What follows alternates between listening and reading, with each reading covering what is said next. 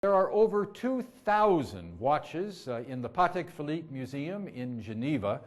It may be there's another museum in the world with more timepieces. That's in the Forbidden City in Beijing, the Watch and Clock Museum.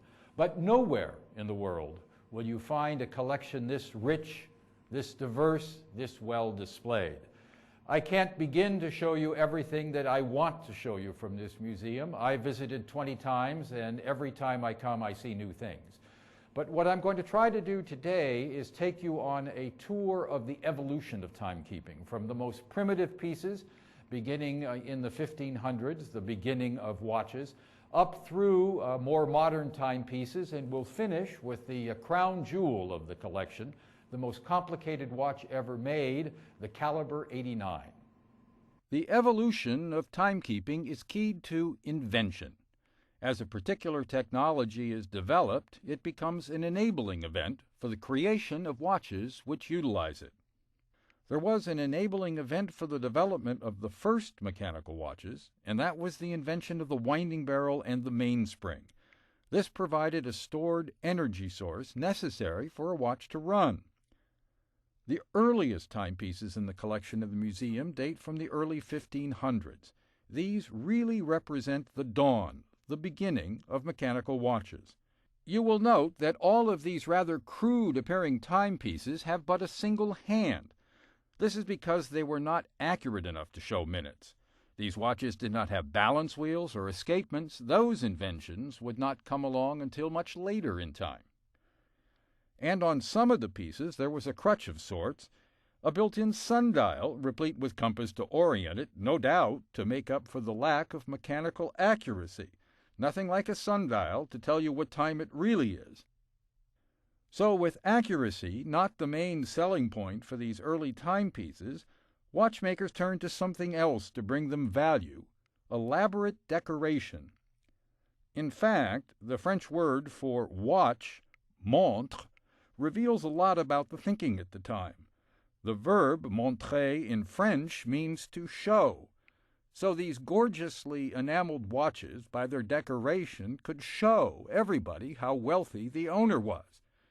Thus watch and show became linked together, and we can see the origins of bling and the tie to watches goes back a few hundred years. The next big step was enabled by another invention, the balance wheel and the balance spring, developed by the Dutch mathematician Huygens in 1675. This changed everything. Now watchmakers had the means to regulate the running of the watch, bringing accuracy to timekeeping. With this new invention of the balance came the minute hand. Before, precision simply wasn't there to justify anything but a single hand. Now, watchmakers eagerly embraced two-handed designs. This is one of the earliest examples of a watch with a minute hand, made somewhere between 1675 and 1680 by English watchmaker Henry Jones. The key invention of the balance spring spawned a golden era of invention by watchmakers as they experimented with hosts of escapement designs. Many famous names were part of this revolution: Leroy, Berthaud, Lepine, and of course Breguet. This watch from Lepine, dating from 1770, brings along another advance, the use of bridges in construction. By using bridges in the movement design, Lepine and the watchmakers who followed him could make timepieces far thinner than ever before. It's easy to guess the next step. With the advent of the minute hand, what had to follow was the seconds hand. This egg watch from Benjamin Gray, an English watchmaker, is thought to be the first watch incorporating a seconds hand. It dates from 1745. Even greater precision in indications followed. This watch from John Ellicott, another English watchmaker, introduced the Foudrillante hand in 1770. It offered an indication of quarter seconds. This case shows the next step of advance: automatic winding. The first winding watch with a winding rotor is attributed to Perlet.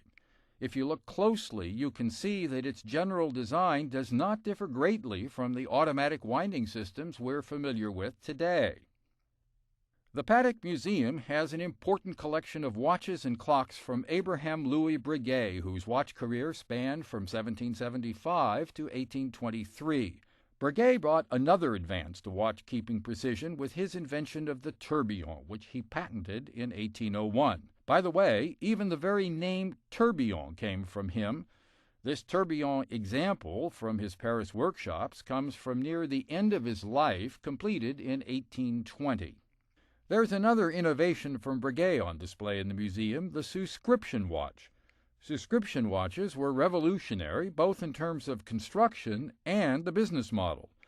Breguet developed a simplified way of making watches, they had only a single hand, with the goal of bringing down price. As well, his goal was to standardize construction. Until then, all watches were essentially bespoke pieces. The subscription with standard construction was the precursor for serial production of the kind we have today.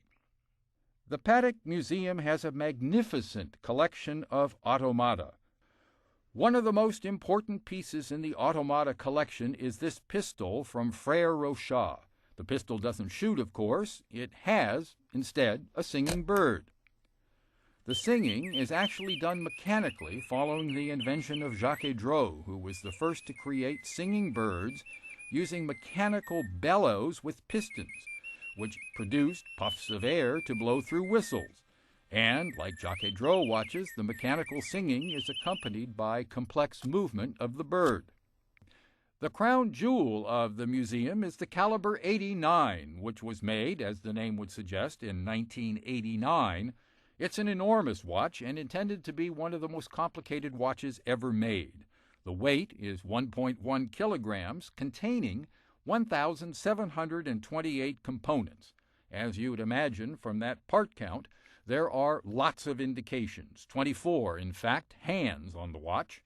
Indications are for date, day of the week, second time zone, moon, century, decade, year, leap year, power reserve, month, date of Easter, that's unusual, sunrise, equation of time, star chart, sunset, and split seconds. Only 4 of the caliber 89 were ever produced.